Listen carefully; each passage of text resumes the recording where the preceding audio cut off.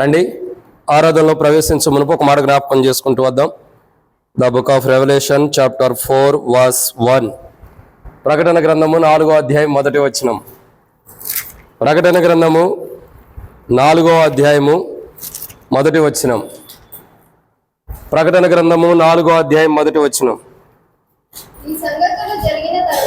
ఒక నిమిషం ఆగక్క, అందరం కలిసి చదువుకుందాం, తర్వాత నుండి చదువుతుంది. ప్రకటన గ్రంథం 4వ అధ్యాయం మొదటి వచనం. The book of Revelation chapter 4 verse 1. అందరం కలిసి తర్వాత రాసుకుందరు, మొదలు చదవాలి. ప్రకటన గ్రంథం 4వ అధ్యాయం మొదటి వచనం. ఈ సంగతులు జరిగిన తర్వాత నేను చూడగా, అదిగో పరలోకమందు ఒక తలుపు తెరవబడి ఉండెను. మరియు నేను మొదట వినిన స్వరము ఘోర ధ్వని వలె నాతో మాట్లాడగా వింటిని. మాట్లాడిన వాడు, ఇక్కడికి ఎక్కిరమ్ము, ఇక మీదట జరగవలసినవి నీకు కనపరచదన నిన్ను. కాబట్టి దేవుని యొక్క వాక్యాన్ని చూసినట్టయితే గత వారం కొన్ని విషయాలు మనం జ్ఞాపకం చేసుకుంటూ వచ్చాం. దేని గురించి ధ్యానించాం గుర్తుందా? గత వారం దేని గురించి ధ్యానించాం చెప్పాలి. అదిగో పరలోకం. ఎవరు మాట్లాడుతున్నారు ఆ మాట? యోహాను. ఏమంటున్నాడు? నేను చూడగా అదిగో పరలోకం అని యోహాను అంటున్నాడు. ఏమంటున్నాడండి? నేను చూడగా అదిగో పరలోకం. కాబట్టి దేవుని యొక్క వాక్యాన్ని చూసినట్టయితే ప్రియులారా, నేను చూడగా అదిగో పరలోకం అని యోహాను సెలవిస్తూ వస్తున్నాడు. యోహాను చూసిన పరలోకం నుండి మనకు కలిగినవేంటి? గత వారం మనం ధ్యానించుకుంటూ వచ్చాం. అది ఎన్నో విధానం? పార్ట్ 1. దాదాపు పరలోకం గురించి 5 వర్తమానాలు ఉన్నాయి, 5 టేబుళ్ళు, 5 ఆరాధన వర్తమానాలు ఉన్నాయి. కాబట్టి ఇది ఎన్నో వారం? పరలోకం గురించి 2వ వారం. ఇంకెన్ని వారాలు ఉన్నాయి? ఇది ప్రభు మనకు ఆయుష్ ఇచ్చి చక్కగా నాకు కూడా ఆరోగ్యం ఇచ్చి పరిచయం మొత్తంలో తోడుకుంటే ఇంకా 3 వారాలు పరలోకం గురించి ఉండే. తర్వాత తలుపు తెరవబడుతుంది. ప్రతి వచనము దానిలో ఉన్న మర్మాన్ని మనం ధ్యానించుకుంటూ ముందుకు వెళ్తాం. నేను చెప్పే కదా, ప్రకటన గ్రంథము రాకడ గురించి 20 సంవత్సరాలు జరిపిన వర్తమానాలు నా దగ్గర ఉన్నాయి. ఎన్ని సంవత్సరాలకి? 20 సంవత్సరాల్లో మనం ఎన్ని సంవత్సరాల ముందరకు వచ్చామండి చెప్పాలి విజయక్క? 20 సంవత్సరాలు ఎన్ని సంవత్సరాల ముందరకు వచ్చాం? నేను చెబుతాను చూడండి. సంవత్సరంన్నర ముందరకు వచ్చాం. ఇది 2వ సంవత్సరం, అవునా? సంవత్సరంన్నర కంప్లీట్ అయ్యి 18 నెలలు దరిదాపు కంప్లీట్ అయ్యి ఎన్నో నెలలకు వచ్చాం? 19వ నెల. అంటే అర్థం ఏంటి? 20 సంవత్సరాల్లో 1.5 సంవత్సరం అయిపోయింది.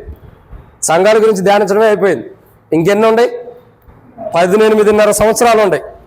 ఈ 18 సంవత్సరాల్లో ఎవరెక్కడ ఉంటారో మనం ఉంటామో, ప్రభు దగ్గరికి వెళ్తామో దైవ నిర్ణయం. నేనున్నంత వరకు అయితే ప్రకటన గ్రంథమే ధ్యానిస్తా. సరే, దీంట్లో దేవుని యొక్క అంటే దేవుడు నాకు బయలుపరిచిన కోణం. ఇక్కడ రాయబడిన మాట ఏంటంటే, యోహాను గురించి ఒక మాట రాయబడుతుంది. ఏం మాట? ప్రకటన గ్రంథం 4వ అధ్యాయం మొదటి వచనం చదివాం. ఇప్పుడు ప్రకటన గ్రంథం 4వ అధ్యాయం మొదటి వచనం. నేను గత వారం ఒక మాట చెప్పా, అందరూ గమనించండి. మళ్ళీ చెప్పడానికి కుదరదు. మందిరంలో చదివినట్టు చదవద్దు. చదువు ఎలా ఉండాలా? ఇంట్లో చదివినట్టుగా ఉండాలి. ఇంట్లో అంటే భర్త మీద ఎంత స్పీడ్గా మాట్లాడతామో, పిల్లల మీద ఎంత స్పీడ్గా మాట్లాడతామో, ఇంకా ఏదైనా తప్పు చేస్తే ఏయ్ అని అంత పెద్దగా కేకేస్తామో, ఇంటికాడ మనం ఎట్లా ఉంటామో అట్లా చదవాలి. ఇక్కడ మనం మందిరంలో ఉంటాడు చదవద్దు. మందిరంలో ఉంటే నోటే మాట బయటికి రాదు. ఇంటికాడ ఉంటే టకటగా నాలాగా లల్లల్లో మాట్లాడేసేస్తూ ఉంటాం. ఆ స్వరం రావాలి. ఆ స్వరం అయితే మైక్ అవసరంలో మందిరంలో కదా. మన మందిరంలో మైక్ ఉందా? లేదు. కాబట్టి అట్లాంటి స్వరం కావాలి.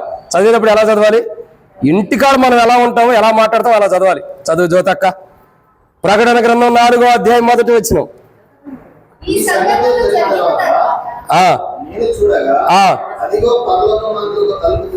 అదిగో పరలోకమందు ఒక తలుపు తెరవబడి ఉండెన్నో.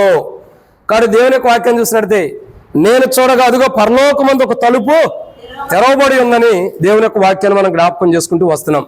అయితే ప్రియులారా, దేవుని యొక్క వాక్యాన్ని ఇక్కడ చూసినట్టయితే యోహాను చూసిన పరలోకం నుండి మనకు కలుగుతున్నవి ఏంటన్నది గత వారం కొన్ని మాటలు మనం జ్ఞాపకం చేసుకుంటూ వచ్చాం. 7 విషయాల ఆరాధన మనం జ్ఞాపకం చేసుకుంటూ వచ్చాం. ఆ 7 విషయాలు ఏమైనా గుర్తుండయా? పరలోకం నుండి ఏం జరుగుతుంది? మొట్టమొదటిగా గత వారం మనం చూసిన మాటలో దూత ఆరాధన ఉంటుందా? 2 టేబుల్ వర్తమానం చదవండి. నేను ఆరాధన అంటే మీరు టేబుల్ చదవండి. ఆరాధన వర్తమానము. రక్షకుడు మన కొరకు పరలోకుడిని అనుగ్రహించబడ్డాడు. 2 మరణము తప్పించే పరలోక పిలుపు మనకు కలిగింది. 3 మహిమా శరీరం పొందుకునేటటువంటి పరలోకం ధన్యత కలిగింది, పునరుద్ధానపు ధన్యత. 4 పాపక్షమాపణ. 5 సంతోషం. 6 సాక్ష్యం, గొప్ప సాక్ష్యం, మన గురించి సాక్ష్యం పలికేవాడు పరలోకంలో ఉంటాడు. 7 తండ్రి కురిపార్శ్వంలో ఉండబోతున్నాం పరలోకంలో. మరి ఇది చెప్పబోయి టేబుల్ వర్తమానం చెబుతాను ఎట్టాగక్క. అందుకే నేను అడిగే ప్రతి మాట మీరు ఆలోచన చేయాలి. ఎందుకంటే ఎట్ట అడుగుతాడు, మీకు అన్ని కాలు కంటే మెరకంటే కాలు పెడతా ఉంటారు కాబట్టి జాగ్రత్తగా అర్థం చేసుకోవాలి. సరే, ఇక్కడ దేవుని యొక్క వాక్యాన్ని చూడగా యోహాను అంటున్నాడు, నేను చూడగా అదుగో పరలోకం. ఏమంటున్నాడు యోహాను? నేను చూడగా అదుగో పరలోకం. పరలోకం నుండి కలిగిన ధన్యతలు ఏంటో గత వారం మనం చూస్తూ వచ్చాం. ఈ వారం 2వ కోణంలో మనం చూస్తున్నాడు ప్రియులారా. పరలోకం నుండి యోహాను చూసి యోహాను అన్నాడు, అదుగో నేను చూడగా అదుగో పరలోకం అంటున్నాడు. యోహాను దర్శన వెలుగులో చూసిన పరలోకం నుండి లేదా పరలోకం నుండి మనకు కలుగుతున్నవి ఏంటంటే బైబిల్లో కొన్ని విషయాలు ఉన్నాయి. వాటిని మనం ధ్యానిస్తున్నప్పుడు ప్రభు నేడు ముగ్గురికి ఇచ్చిన ప్రార్థన చాలా తక్కువ సమయంలో వర్తమానం ధ్యానిస్తాం. ప్రభు చిత్తం అయితే, అది ప్రభు అనుమతిస్తే ఓ చిన్న ప్రార్థన చేసుకుందాం తక్కువ సమయంలో ధ్యానించడం కొరకై. ప్రార్థన. మమ్మల్ని మిక్కిలికి ఎక్కువగా ప్రేమించిన ప్రియ పరలోకపు తండ్రి, పరిశుద్ధుడు అయిన దేవా, మీకు స్తోత్రములు, మీరు ఇచ్చిన కృపకే వందనములు. నేను చూడగా అదుగో పరలోకమని యోహాను సెలవిస్తూ వస్తున్నాడు. యోహాను యొక్క జీవితంలో పరలోకపు దర్శనాన్ని చూస్తున్నాం, అనుభవాన్ని చూస్తున్నాం. దేవా, యోహాను చూసిన పరలోకములో దేవా, పరలోకం నుండి మాకు కలిగినవి ఏంటి అన్నది కొన్ని విషయాలు బైబిల్లో ఉన్నాయి. వాటిని మేము ధ్యానించుకోబోతున్నా, సాయం చేయండి. దాసుడి కన్నులు యజమానుడి వైపు చూస్తున్నట్లు, దాసురాలు కన్నులు యజమానురాల వైపు చూస్తున్నట్లు మా కన్నులు మీ వైపు వీక్షిస్తున్నాయి. మీరే సహాయం గురించి మహిమ పొందండి. నీ ప్రజల పక్షాన నీకున్నదై చెప్పున్నదైతే జ్ఞాపకం చేసుకుని మాతో మీరు మాట్లాడమని ప్రార్థన చేస్తున్నాం. ఈ వాక్య వెలుగులో మా జీవితాన్ని మీకు ఎంతో మహిమార్థమై ఆరాధించే వరకు సిద్ధపరచండి. దేవా, వాక్యం ధ్యానించడం కొరకే నిలబడేవాడిని నేనైనా నిలబెట్టేది మీరు, మాట్లాడేవాడిని నేనైనా మాట్లాడించేది మీరు, నాలో ఆత్మలపై ఆత్మను అభిషేకించేది మీరు. ప్రజలు మీ వారు వాక్యం మీది, నే అమ్మోటికి నేనైతే నిష్ప్రయోజకమైన వాడిని. ఇక్కడ కూర్చున్న నీ ప్రజలకు వాక్యం అందిస్తానికి యోగ్యత లేని వాడిని. దేవా, ఎందుకు పనికిరాని వాడిని. దేవా, నీచుణ్ణి. దేవా, ఎందుకు పనికిరానటువంటి వాడిని, ఎన్నిక లేని వాడిని, నిష్ప్రయోజకమైన దాసులు అని ఒప్పుకుంటున్నా. మీ ఆత్మ ద్వారా అభిషేకించి శత్రు సిగ్గు మీకు మహిమ తెచ్చుకోండి. ఈ వాక్యం ధ్యానించడం కొరకై తెరవబడిన ఆకాశం మాకు అనుగ్రహించి, ఆకాశం ఇప్పి పడజాలంతా విస్తారమైన పరిశుద్ధాత్మను అభిషేకించమని ప్రార్థన చేస్తున్నాం. నాతో మీరు మాట్లాడండి. శత్రు సిగ్గు మీకు మహిమ తెచ్చుకోండి. నన్ను బాధించే సైతాన్ని, నన్ను బలహీనపరిచే సైతాన్ని మా దగ్గర నుంచి దూరపరచండి. అనారోగ్యాన్ని కూడా తీసివేయండి. పరిపూర్ణమైన ఆరోగ్యం కలిగి ఈరోజు వాక్యం ధ్యానించడానికి సాయం చేయండి. వచ్చిన ప్రజలందరినీ బట్టి స్తోత్రాలు. రావాల్సిన త్వరబెట్టి తీసుకురండి. మధ్య మార్గంలో సకాలం నడిపించండి. ప్రభా, ఈరోజు మిమ్మల్ని ఆరాధించేదంతా దీవెనకరంగా, ఆశీర్వాదకరంగా చేయమని, పరలోకం నుండి మాకు కలుగుతున్న ధన్యతల్లో మేము వాటిని బట్టి మిమ్మల్ని స్తుతించి మహిమపరిచే వరకు సిద్ధపరిచి మా అక్కర తీర్చమని దేవా, ఈరోజు మా హృదయానికి అవసరమైన మాటలు పరలోకం నుండి దేవా మీరు బయలుపరచమని, దేవా, పరలోకములో నీకున్న బలము, నీకున్న శౌర్యము దేవా నా మీద కనపరచండి. నీ బలాన్ని, నీ పునరుద్ధానపు శక్తి నా మీద కనపరిచి శత్రు సిగ్గు మీకు మహిమకరంగా వాడుకుని మాతో మాట్లాడి అక్కడ తీర్చమని ప్రభు యేసుక్రీస్తు నామం పేరిట విశ్వాసంతో స్తుతించి ప్రార్థించి అడిగి పెట్టుకుంటున్నాం తండ్రి, ఆమేన్. సరే, దేవుని యొక్క వాక్యాన్ని చూసినట్లయితే ప్రియులారా, నేను త్వరగానే ముగించడం ప్రయత్నం చేస్తున్నాం. కొద్దిగా గ్యాస్ ట్రబుల్ ప్రాబ్లంగా ఉంది, పొట్టంతా బాగా ఉబ్బరంగా ఉంది. ఎందుకో పాట పాడే లోపల సగం తగ్గింది. ఆరాధన వర్తమానం అయితే ఇంకా తగ్గిద్దేమో చూద్దాం. సరే రండి, దేవుని యొక్క వాక్యంలో నుండి ప్రకటన గ్రంథం 4వ అధ్యాయం మొదటి వచనం.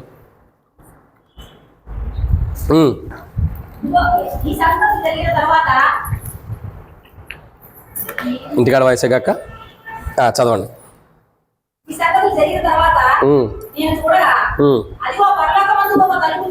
అది ఈ స్వరం కోసం ఎదురు చూస్తుంది. అదిగో పరలోకమందు ఒక తలుపు తెరవబడి ఉండెను అని మనం చూస్తున్నాం. యోహాను చెబుతున్న మాట ఏంటంటే, నేను చూడగా అదిగో పరలోకం. ఏడుందండి? అదిగో పరలోకం అంటున్నాడు యోహాను. అంటే యోహాను చూసిన పరలోకం నుండి లేదా పరలోకం నుండి మనకు కలుగుతున్న ధన్యతలు ఏంటంటే గత వారం కొన్ని చూసాం. ఈ వారం మనం చూసేటటువంటి ఒక మాట ఏంటంటే ప్రియులారా, ఇది 2వ కోణంలో చూస్తున్నాం. పరలోకం నుండి మనకు కలుగుతున్న వాటిలో 2వ భాగం ఏంటంటే, రండి పరలోకం నుండి మనకు కలుగుతున్నది ఏంటంటే, మొదటి మాటను మనం జ్ఞాపకం చేసుకుంటూ వద్దాం. ఆదికాండం 22వ అధ్యాయం 15వ వచనం, 15 నుండి 17 వచనాలు.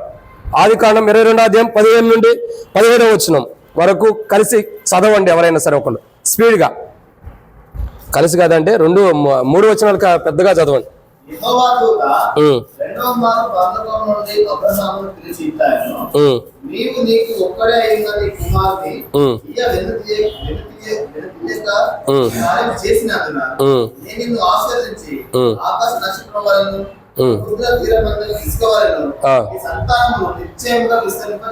చాలనా. కాబట్టి దేవుని యొక్క వాక్యాన్ని చూసినట్టు మొదటిగా పరలోకం నుండి మనకు కలిగినవి ఏంటి అని అంటే మొదటి మాట ఇక్కడ రాయబడుతుంది. రెండో భాగంలో మొదటి కోణం ఏంటంటే ఆశీర్వాదము. ఏం కలిగిందండి పరలోకం నుండి? ఆశీర్వాదం. ఇక్కడ ఏం రాయబడుతూ వచ్చింది చూడండి. ఆదికాండము 22వ అధ్యాయం 15వ వచనంలో ఏమని రాయబడుతూ వచ్చిందండి? ఆదికాండం 22వ అధ్యాయం 15వ వచనంలో యెహోవా దూత రెండో మారు పరలోకం నుండి అబ్రహామును పిలిచిట్లా నన్ను ఏమంటుంది 15వ వచనం, నేను నిన్ను ఆశీర్వదించి ఆకాశ నక్షత్రం వలెను. కాబట్టి రెండో కోణాన్ని మనం చూసినట్టయితే ఇక్కడ రెండో భాగంలో మొదటి కోణాన్ని చూస్తున్నాం. ఇక్కడ ఇదిగో నేను చూడగా అదిగో పరలోకం. పరలోకం నుండి కలిగిన వాటిల్లో ఇక్కడ చూస్తున్న రెండో భాగంలో మొదటి కోణం ఏంటంటే పరలోకం నుండి మనకు ఏం కలిగిందంటే ఆశీర్వాదము. ఏం కలిగిందండి? ఆశీర్వాదం. అసలు మనం ఆశీర్వదించబడుతున్నాం అంటే ఎక్కడి నుండి వచ్చింది తెలుసా? పరలోకం నుండి. నీ భూఫలము, నీ గర్భఫలము, నీ యొక్క నీ ఎద్దులు, ఇంకా నీ గాడిదలు, ఇంకా గర్భఫలం చెప్పేసి నాకు మళ్ళీ చెప్పొద్దు, మధ్యపరపు అసలుకే ఉంది నాకు. ఇంకా నీ సంతానము కానీ అన్ని గర్భఫలాలు అయ్యే ఉండే కదా. నీ ఆస్తిని, ఐశ్వర్యాన్ని, నీ యొక్క సంతానమును ఇసుక రేణు వల్ల చేస్తానని ఆశీర్వాదాలు ఎక్కడి నుంచి వచ్చినాయి? పరలోకం నుండి మనకు కలుగుతూ వచ్చినాయి. భూ సంబంధమైన విషయాల్లో మనం భూ సంబంధం నుండి భూమి నుండి మనం ఆశీర్వదించబడిన వారం కాము. భూమి నుండి తీయబడినప్పటికీ పరసంబంధమైన విధానంలో పరలోకం నుండి మనం ఆశీర్వదించబడ్డాం. కానీ ఇక్కడ మొదటి కోణాన్ని మనం చూసాడు ప్రియులారా. పరలోకం నుండి మనకు కలిగిన మొదటి కోణం ఏంటంటే దేవుని యొక్క ఆశీర్వాదం మనకు కలిగింది. ఈరోజు మనం పరలోకం నుండి పొందుకున్న ధన్యత, పరలోకం నుండి మనకు కలిగినది ఏంటంటే ఆశీర్వాదము. ఏం కలిగిందండి? ఆశీర్వాదం. గొప్ప ఆశీర్వాదం. పరలోకం నుండి కలిగిన ఆశీర్వాదం ఎలా ఉందో తెలుసా? అబ్రహాముతో అంటాడు, నీ సంతానం ఇస్కరేణు వలె. ఏం జరిగింది అక్కడ? చదవండి అక్క, రాసి ఉండదు. నీ సంతానము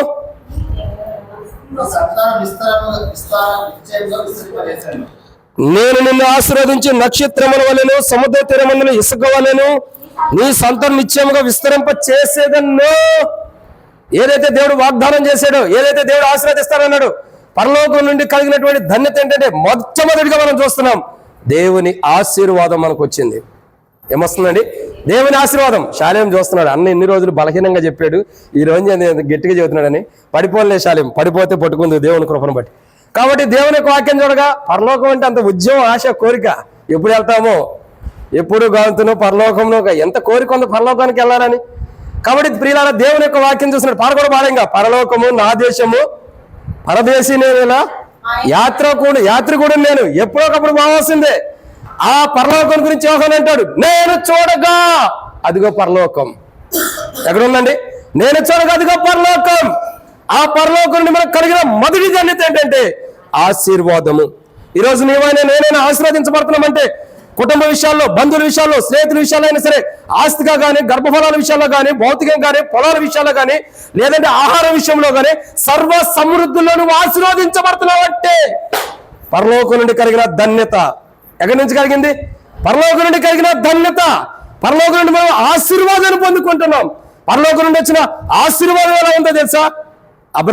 ఇస్సాకు తన బిడ్డలను ఆశీర్వదించాడా లేదా? ఇస్సాకు ఆశీర్వదించినప్పుడు ఏసావును ఏమైనా ఆశీర్వదించాడు? ఇంటికాడ పొనుకోబెట్టి వచ్చామమ్మ, నిద్ర పట్టే పాపని. నైట్ నిద్ర లేనట్టుంది చిన్న పాపకి. పాపం ఏమ్మా సండే స్కూల్ ఏమి అప్పచెప్పాలని చదువుకుంటూ వచ్చావా? రాత్రల్లా రాగానే పడుకుంటున్నారు. ఇదేదో ప్లే గ్రౌండ్ లేకపోతే ఇంకోటి లాగా. ఇది దేవుని మందిరం. కాబట్టి దేవుని యొక్క వాక్యాన్ని చూసాడు ప్రియులారా. పరలోకం నుండి మనకు కలిగిన మొదటి ధన్యత ఏంటంటే అదిగో నేను చూడగా పరలోకం. పరలోకం నుండి మనకు కలిగిన ధన్యత ఏంటి? ఆశీర్వాదం. ఏం కలుగుతుందండి? ఆశీర్వాదం. నేను నిశ్చయంగా నిన్ను ఆశీర్వదించేదను, నిశ్చయముగా నీవు ఆశీర్వదించబడదు, నిశ్చయంగా నేను నిన్ను నీ యొక్క భార్యను ఆశీర్వదిస్తానని దేవుడు అబ్రహాముతో సెలవిచ్చిన మాట ఎక్కడి నుండి వచ్చిందంటే అదిగో పరలోకం నుండి. ఎక్కడి నుండి వచ్చిందండి? పరలోకం నుండి. పరలోకం నుండి కలిగిన మొదటి ధన్యత ఏంటంటే ఆశీర్వాదము. ఏం కలిగిందండి? పరలోకం నుండి ఆశీర్వాదం. ఇదిగో నేను చూడగా పరలోకం నుండి దోత వచ్చి అంటుంది, అబ్రహామా నీకు ఆశీర్వాదం వస్తుంది. అబ్రహామా, పరలోకం నుండి మనం ఆశీర్వదించబడుతున్నాం. మనం భూమి నుండి తీయబడ్డాం, మట్టి నుండి తీయబడిన వారమైనప్పటికీ మనకు ఆశీర్వాదాలు అంటూ వస్తున్నాయంటే ఎక్కడి నుండి వస్తున్నాయి? నీ పిల్లలు గొప్పవారు ఉంటున్నారు, నీవు గొప్ప స్థితిలో ఉంటున్నావు. మంచి ఇల్లు ఉంటుంది, మంచి ఆస్తి ఉంటుంది, మంచి పొలం ఉంటుంది, మంచి గర్భఫలాలు ఉన్నాయి, ముక్కొంకర మూతొంకర పొన్నొంకర లేని పిల్లలు నీకు పుడుతున్నారు. ఈ ధన్యత, ఈ ఆశీర్వాదాలు ఎక్కడి నుండి? అట్లా అని చెప్పి ముక్కొంకర మూతొంకర ఉండవ పిల్లల ఆశీర్వాదాలు లేని వారని కాదండి, అందరూ ఆశీర్వాదాలే. మరి ఇంత ధన్యత ఎక్కడి నుంచి వస్తుంది? యోబు గ్రంథం చూడగా 42వ అధ్యాయంలో చివరి వచనంలో చూడగా, యోబు కుమార్తెల దేశమందే అంత అందగత్తుల సౌందర్యవంతులు లేరంట. ఎక్కడి నుండి వచ్చింది ధన్యత? పరలోకం నుండి. పరలోకం నుండి కలిగిన మొదటి ధన్యత ఏంటంటే ఆశీర్వాదం. అది అన్ని విధాలా ఉంది. గర్భఫలమా, ఆహారమా, ఇంకా పశువుల, ఇంకా ఆశ, ఇంకా ఇల్లా, ఇంకా పొలమా, ఇంకా మంచి భర్త రావడం కూడా ఆశీర్వాదమే. ఇంకా మిద్ది మీద ఉండే భార్య రావడం కూడా, మిద్ది మీద ఉండే భార్య రావడం కూడా ఆశీర్వాదమే కాదా? చెప్పండి. అది ఒక ఆశీర్వాదమే. ఎందుకు పౌలు అంటాడు, నేను హెచ్చించబడకున్నట్టుగా సాతానుతో నలగొట్టబట్టాను, నాలో ఒక దేహంలో ఒక ముళ్ళు ఉందంటాడు పౌలు. ఆ ముళ్ళు ఉండటం కూడా ఎందుకు? ఆశీర్వాదకరమే. ఏదైనా మనకి సమస్తం కూడా దేవుని ప్రేమించే వారికి, ఆయన సంకల్పించబడిన వారికి సమస్తం సమకూడి మేలే. ఈరోజు మన జీవితాల్లో ఏముందండి? పరలోకం నుండి మనకు కలిగిన, నేను చూడగా అదిగో పరలోకం. పరలోకం నుండి ఏం కలిగింది? ఆశీర్వాదం. ఈ రోజు నువ్వు నీ కుటుంబం ఆశీర్వదించబడ్డారంటే, ప్రతి దాంట్లో నువ్వు ఆశీర్వాదం పొందుకుంటున్నావంటే ఎక్కడి నుండి కలిగింది చెప్పు జ్యోతక్క? ఇల్లుగా ఓటంటే 2 ఇల్లు కట్టావు, 2 ఇళ్ళలో ఒకే ఇల్లు చేసావు, మంచి వ్యాపారం చేసుకుంటున్నావు. ఎక్కడి నుండి కలిగింది? అది. దాన్ని బట్టి మనం ప్రభుని ఆరాధించాలి. ఇక మీ తండ్రి గారి దగ్గరికి వెళ్ళాలంటే ఈ రోజు అలా సరిపోదు. ఎందుకు?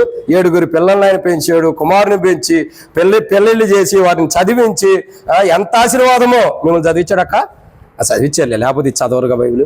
కానీ ఎంత ఆశీర్వాదమో మీ తండ్రి కదా. మిమ్మల్ని ఆశీర్వదించినారు కంటే మీ తండ్రికి ఎక్కువ ఆశీర్వాదం ఉంది. మీరు కూడా 7 పిల్లలు కన్నట్టయితే మీకు కూడా ఆశీర్వాదం ఉండట్టే. మీ తండ్రికి ఎక్కువ ఆశీర్వాదం ఉంది. వాళ్ళకంటే వాళ్ళ తండ్రికి ఎంత ఆశీర్వాదం! పరలోకం నుండి వస్తున్న ఆశీర్వాదం ఎంత గొప్పదో. పిల్లల పిల్లల పిల్లల పిల్లల తర్వాత కూడా ఆశీర్వాదం అంతమైపోవటంలా మన ఆశీర్వాదం కాదండి. మన ఆశీర్వాదం కాదు. ఈరోజు రాలేదట్టుకోండి. ఇంకా మన ఆశీర్వాదం కాదు. పిల్లల పిల్లల పిల్లల తరాలు కూడా, తరతరాలు చెరగనటువంటి ఆశీర్వాదం పరలోకం నుండి దేవుడు మన పిల్లలకి అనుమతిస్తున్నాడు. What a wonderful God! ఎంత అద్భుతమైనటువంటి దేవుడు, ఎంత గొప్ప దేవుడు! నీ పిల్లలని గర్భం, నీ బీరకాయ పీసును కూడా ఆశీర్వదిస్తున్నాడంటే ఎంత గొప్ప దేవుడు! ఈ ధన్యత ఆడి నుంచి బాబా నాకు ఈరోజు చెబుతుంటే ఇప్పుడే నేను పరలోకానికి వెళ్ళిపోతే ఎంత బాగుండిద్దో అనిపిస్తుంది. పరలోకం నుండి ఏం కలిగిందండి? మొదటిగా మనకి ఆశీర్వాదం.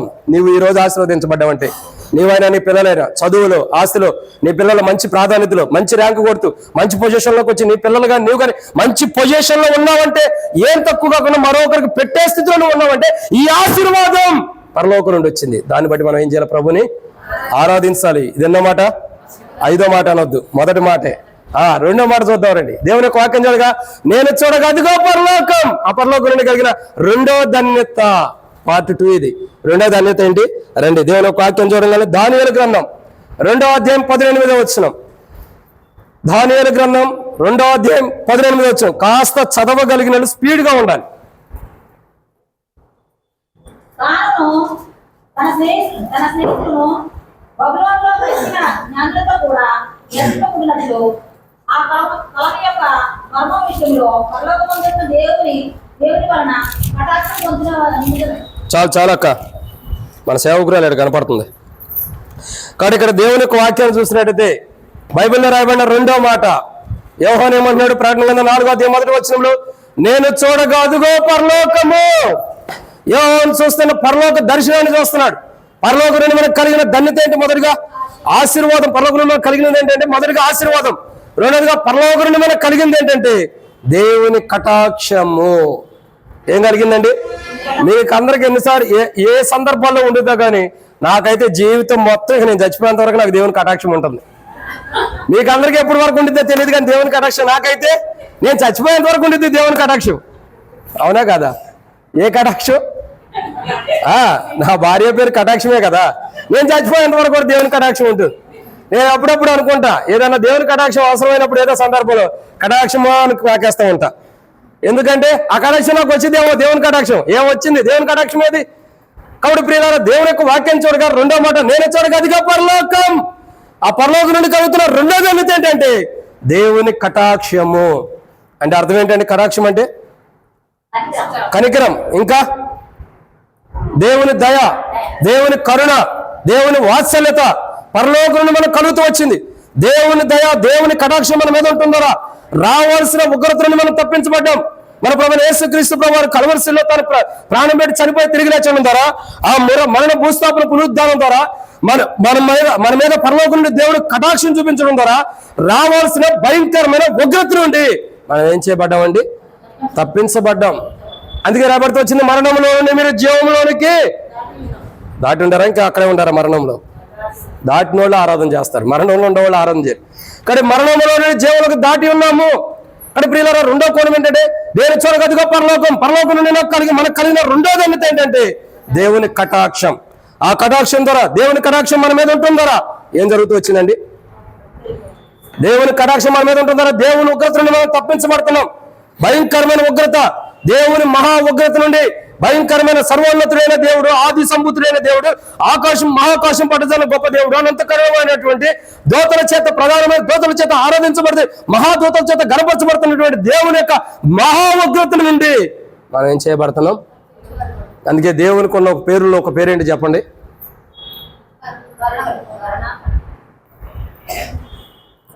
నేను జ్ఞానవంతుడు. నేను చెప్పా, మీరు 3 ఆకులు చదివితే నేను 9 ఆకులు చదివా. అందుకే నర్సాపూర్లో ఇప్పటి వరకు నిలబడగలిగా.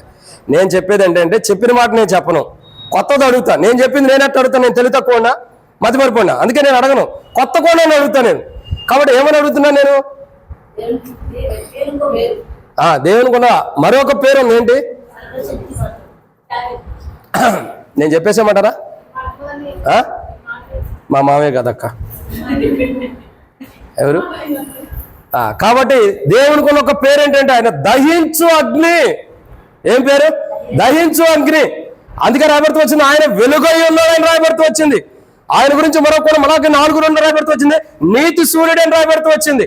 కాబట్టి యోహాను సువార్త 14:6 రాబడుతూ వచ్చింది, నేనే మార్గంలో సత్యంలో జీవనం అంటే ఆయనే వెలుగై ఉన్నాడు.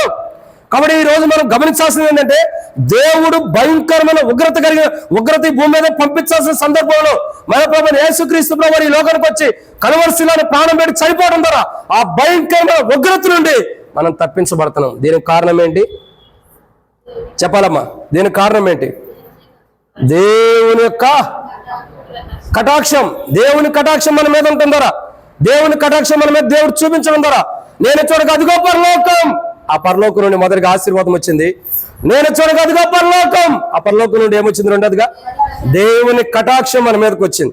ఆ దేవుని కటాక్షం రావటం ద్వారా ప్రభువైన యేసుక్రీస్తు ప్రభువుని బట్టి కల్వరిశిలలో ఆయన ప్రాణం పెట్టి చనిపోయి తిరిగి లేచడం ద్వారా మరణంలో నుండి జీవంలోకి దాటించబడి మరణం నుండి కాపాడబడుతూ వచ్చాం. దాన్ని బట్టి ప్రభువైన యేసుక్రీస్తు ప్రభువుని ఏం చేయాలా? ఆరాధించాలి. ఇదన్నమాట. మూడో విషయాన్ని చదవాలండి. మూడో మాటను చూసినట్లయితే దానియేలు గ్రంథం 2వ అధ్యాయం.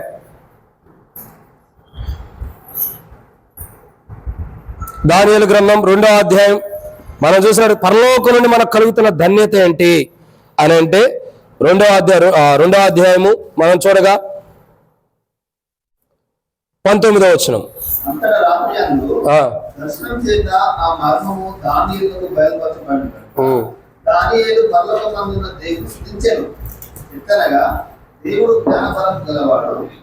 చాలు అలా.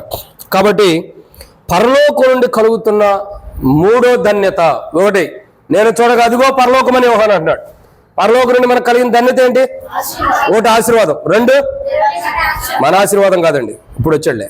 మొదటిగా ఆశీర్వాదం, రెండోది దేవుని కటాక్షం, సేవకురాలు కాదు, దేవుని కటాక్షం. మూడోదిగా పరలోకం నుండి మనకు కలిగిన ధన్యత ఏంటో తెలుసా? దర్శనము. ఏం కలిగిందండి? దర్శనం. కానీ పరలోకం నుండి మనకు కలిగిన మూడో ధన్యత ఏంటంటే, పరలోకం నుండి మనకి కలిగినది ఏంటంటే దర్శనం. దేవుని యొక్క దర్శనాలు మనకు కలుగుతూ వస్తున్నాయి. దేవుని యొక్క దర్శనపు వెలుగులో ఆ పరలోకపు ప్రత్యక్షత దర్శనం మనకు కలిగింది. ఏ దర్శనం కలిగిందండి మనకి? భక్సింగ్ గారి గురించి ఒక మాట రాయబడుతూ వచ్చింది. హెబ్రోన్లోకి వెళ్ళిన తర్వాత స్టార్టింగ్ గేట్లోకి వెళ్ళగానే హెబ్రోన్లోకి రైట్ సైడ్ తీసుకోగానే ఫ్యామిలీ క్వార్టర్స్కి వెళ్తూ ఉంటాం. ఆ ఫ్యామిలీ క్వార్టర్స్కి వెళ్ళేటప్పుడు రైట్ సైడ్లో బాత్రూమ్స్ ఉంటాయి. ఆ బాత్రూమ్స్ దాని తర్వాత బాత్రూమ్స్కి బయట ట్యాప్లు ఉంటాయి హ్యాండ్ వాష్ చేసుకోవడం. ఆ ట్యాప్స్ దగ్గర రాయబడి ఒక మాట ఉండిద్ది. ఏమండి తెలుసా? ఆకాశం నుండి కలిగిన దర్శనముకి నేను అవిధేయుడను కాక. ఏమవుతూ వచ్చిందండి? ఆకాశం నుండి కలిగిన దర్శనముకి నేను అవిధేయుడను కాక. మరి ఏమై ఉన్నాడు? ఏమై ఉన్నాడు? అయిపోతుందిలే. ఏమై ఉన్నాడు? ఆకాశం నుండి కలిగిన దర్శనముకి నేను అవిధేయుడను కాక ఏమై ఉన్నాడు? విధేయుడై ఉన్నాడు. ఎవరు? భక్సింగ్ గారు. భక్సింగ్ గారు ఆకాశం నుండి కలిగిన దర్శనమునకు ఆ పరలోక దేవుడు తన యొక్క దర్శనమును భక్సింగ్ గారికి ఇవ్వడం ద్వారా ఆ భక్సింగ్ గారు ఆ దర్శనాన్ని పొందుకుని అవిధేయుడు కాకుండా విధేయుడై ఎలాగైతే ముందరకు జరుగుతూ వెళ్ళాడో, ముందరకు నడుచుకుంటూ వెళ్ళాడో, యాత్రా జీవితంలో కొనసాగుతూ వచ్చాడో, ఆ పరలోకపు దర్శనములో దేవుడు మనల్ని పెట్టినందుకు దేవుణ్ణి ఆరాధించాలి. ఏం చేయాలండి? దేవుణ్ణి ఆరాధించాలి. దేవా, పరలోకపు దర్శనం బైబిల్ రాబడుతూ వచ్చింది. ఆకాశం నుండి కలిగిన దర్శనముకు నేను అవిధేయుడను కాక విధేయుడై ఉండాలన్న అనుభవం కనబడుతూ వచ్చింది. పరలోకం నుండి కలిగిన దర్శనములో భక్సింగ్ గారు ఏం చూపించాడండి? విధేయత చూపించాడు. ఆయన విధేయతలో ఏం జరుగుతూ వచ్చిందండి? ఆయన చూపించినటువంటి విధేయతలో ఈరోజు మనం అందరం పాలు పంపులు పొందగలుగుతూ వచ్చాం. భక్సింగ్ గారు చూపించిన విధేయతను బట్టి ఈరోజు మనం ఏం చేస్తున్నాం? పరలోకం అంటే ఏంటో, ప్రభు అంటే ఏంటో, దేవుని దర్శనాలు అంటే ఏంటో, దేవుని యొక్క వాక్యం అంటే ఏంటో మనకు బాగా తెలియపరచబడుతూ వస్తుంది. ఈరోజు మనం దేవుని గురించి తెలుసుకుంటామంటే, దేవుని వాక్యాలు తెలుసుకుంటామంటే, దేవుని గురించిన మర్మాలు తెలుసుకుంటామంటే ఇదంతా కారణం ఏంటంటే పరలోకపు దర్శనము. పరలోకం నుండి కలిగిన దర్శనమే. ఈరోజు భక్సింగ్ గారు ఒక బయట అంటారు సంస్థ అంటారు, మనమేమంటాము? సహవాసం అంటాం. భక్సింగ్ గారు ఆరంభించిన ఈ సహవాసము ఎక్కడి నుండి కలిగిందో తెలుసండి? ఎక్కడి నుండి కలిగింది దర్శనము? పరలోకం నుండి. దేవుడు బయలుపరిచిన దర్శనములో ఈ ప్రభు బల్ల, ప్రభుని ఆరాధించడం, ప్రభు యొక్క బల్లలో పాల్గొంటాం, మొదట ఆరాధన చేసి ప్రభు వల్ల పాల్గొంటాం, తర్వాత సహోదరుడు సహోదరి మార్చి ఆరాధన చేయటం, ఇవన్నీ పరలోకం నుండి కలిగిన దర్శనములో భక్సింగ్ గారికి దేవుడు చూపించాడు. ఆ దర్శనములో మనం నడుచుకుంటూ, ఆ దర్శనపు వెలుగులో మనం ఉంటూ, ఆకాశం నుండి భక్సింగ్ గారికి కలిగిన దర్శనంలో మనం కూడా ఉండి, ఆ దర్శనపు వెలుగులో ఆ దర్శనం మనకు కూడా కలగటం ద్వారా ఆ దర్శనపు వెలుగులోకి వచ్చి జీవితం మార్చుకుని ఒక మంచి మార్గంలో నడుస్తూ ఆకాశం నుండి కలిగిన దర్శనపు వెలుగులో మనం నడుస్తూ వెళ్తున్నందుకు మనం ఏం చేయాలి? ప్రభుని ఆరాధించాలి. ఎందుకంటే ఎందరికో లేని ధన్యత. చాలా మందిరాల్లో అసలు ఆరాధన అంటే ఉండదు. చాలా మందిరాల్లో ఆరాధన ఉండదు. పాస్టర్ గారు ఉంటాడు, పాటలు పాడిస్తాడు, పాటలు పాడుకోవడానికి అవకాశం ఉండిద్ది, పాటలు పాడతారు, వాక్యం చెబుతారు, దేవుని కొందనాలు, ఇక కానుకలు అంటే కానుకలు పట్టుకుంటారు, వెళ్ళిపోతారు. ఇది ఒక క్రమం. ఇంకో క్రమం ఎలా ఉంటుంది? ఇంకో క్రమం వాళ్ళు ఎలా ఉంటారు చెప్పండి? ఇంకో క్రమం వాళ్ళు ఎలా ఉంటారంటే ఆరాధన చేయటాలు ఉండవు. ఇంకో క్రమం వాళ్ళు బ్రదర్స్ ఆరాధన చేస్తారు, సిస్టర్స్ ఆరాధన చేయడానికి లేదు. ఇంకో క్రమం ఉంది. ఏంటి ఆ క్రమం? బ్రదర్స్ సిస్టర్స్ ఆరాధన చేసే క్రమం ఉంది. ఎవరు వాళ్ళు? ఎవరక్క? అందరూ ఒకేసారి చేస్తే ఈ కూలిపోయింది అక్క, పైన ఉండదు. ఎక్కడ? నేను అడిగింది ఏంటి, నేను చెప్పింది ఏంటి? బ్రదరు సిస్టర్స్ ఇద్దరు ఆరాధన చేస్తారన్న, అవునా కదా? ఆ దర్శనం ఎక్కడుంది? మరి హెబ్రోన్లో ఉంది, పెంతెకొస్తేలో ఉంది అక్క నీకు. మరి అది నేను అంటుంది. సరే, మీరు చెప్పింది కూడా కోణమే, అది నాలుగో కోణం తీసుకోవచ్చు. అందరూ వెలుగెత్తి ఆరాధన చేస్తున్నారు, పరిశుద్ధాత్మ దిగు దిగు దిగు దిగు దిగు, ఈ ఆరాధన ఉంటుంది, అది నాలుగో కోణం. కాబట్టి నేను చెప్పేది బాగా వినాలి. ఆయా దర్శనాలు ఉన్నాయి. ఒకటేమో ఏంటి? బ్రదర్ ఆరాధన చేయడానికి లేదు.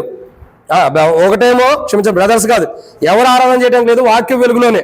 రెండో కోణం ఎలా ఉంది? ఓన్లీ బ్రదర్స్ ఆరాధన చేయటం, సిస్టర్స్ ఆరాధన చేయటం లేదు. మూడో కోణం ఏముంది? బ్రదర్స్ సిస్టర్స్ ఆరాధన చేయటం ఉంది. నాలుగో కోణం ఏంటి? కేకలు పెట్టి అరుపులు పెట్టి ఆరాధన చేస్తాం. వీటిల్లో దేవుడు కోరేది ఏంటంటే, దేవుడు అల్లరికి కర్త దేవుడు కాడు. మరి హెబ్రోన్లో ఉన్న ధన్యత ఏంటి? నేను అన్నిటిని తక్కువ కింద ఇట్లా క్రమం నేర్చుకోవాలి.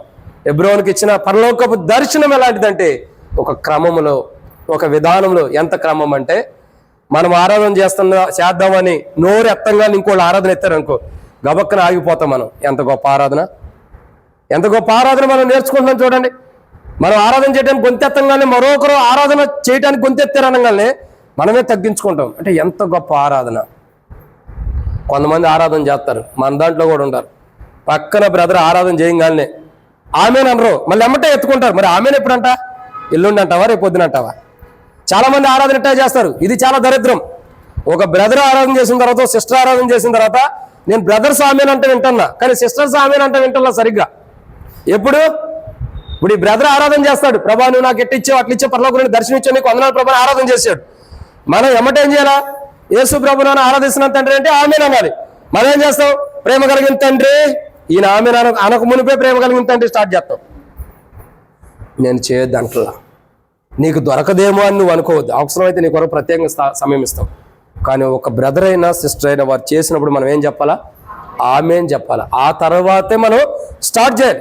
కానీ ఎన్నో పరిచయంలో ఎంతోమంది పరిచయంలో ఎంతో మందికి లేని ధన్యత భక్సింగ్ గారికి దేవుడు ఇచ్చాడు. పరలోకం నుండి ఆ దర్శనపు వెలుగులో మనం ఏం చేస్తున్నాం?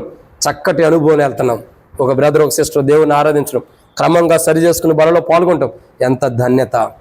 నేను చూడగా అదిగో పరలోకం నుండి కలిగిన మూడోది ఏంటి? దర్శనము. ఏం కలిగిందండి? దర్శనం. ఆ దర్శనము ద్వారా మన జీవితాలు మార్చబడి ఇప్పుడు ఆ పరలోకపు దర్శనము మనకు కలిగింది. అంటే మనం దర్శనపు వెలుగులో లేనప్పుడు, లోకంలో పాపంలో ఉన్నప్పుడు ఈ యొక్క భక్సింగ్ గారి యొక్క సాహసం యొక్క వెలుగు ఎలా ఉండిద్దో తెలియపరచడం ద్వారా, సువార్త ద్వారా తెలియపరచడం ద్వారా ఆ భక్సింగ్ గారి యొక్క అనుభవంలోకి మనం వచ్చి, ఆ సాహసంలోకి వచ్చి ఆ వెలుగులో ఇప్పుడు మనం చూడగలుగుతున్నాం మన ప్రభువైన యేసుక్రీస్తు ప్రభువాన్ని. దాన్ని బట్టి మనం ఏం చేయాలా? ఆరాధన చేయాలి. ఇదన్నమాట. మూడోది మొట్టమొదటిగా నేను చూడగా అదిగో పరలోకం నుండి కలిగిన మొదటి ధన్యత ఏంటి? ఆశీర్వాదం. 2 పరలోకం నుండి కలిగిన రెండో ధన్యత ఏంటి? కటాక్షం. 3 పరలోకం నుండి కలిగిన మూడో ధన్యత ఏంటి? దేవుని దర్శనం. గొప్ప పరలోకపు దర్శనం. పరలోకంలో ఎలా ఉండబోతున్నాం అన్నది ఆ పరలోకపు దర్శనం మనకు పరలోకం నుండి కలుగుతూ వచ్చింది. 4వదిగా పరలోకం నుండి ఏం కలిగిందంటే, రండి దేవుని యొక్క వాక్యం చూద్దాం. రండి దానియేలు గ్రంథము 2వ అధ్యాయం 28వ వచనం. దానియేలు గ్రంథం 2:28.